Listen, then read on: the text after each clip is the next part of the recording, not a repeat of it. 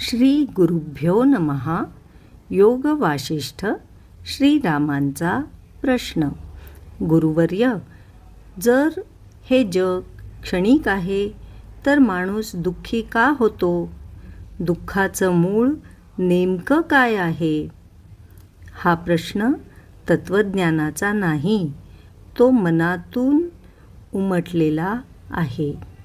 वसिष्ठ म्हणतात, राम, दुःख बाहेरून येत नाही, ते अपेक्षेतून जन्म घेतं. ते पुढे स्पष्ट करतात, जिथे काय मिळायला हवं आणि काय मिळालं यामध्ये अंतर निर्माण होतं, तिथे दुःख उगवतं.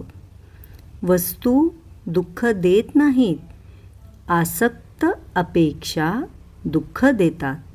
राम, जिथं माझं वाढतं तिथे मी सैल होतो. मुलाला वेदना होत नाही आई नसल्यामुळे, तर आई माझी असल्यामुळे. दुःख सोडायचं असेल तर संसार सोडू नकोस, अपेक्षेची साखळी सोड. हरिओम तत्सत.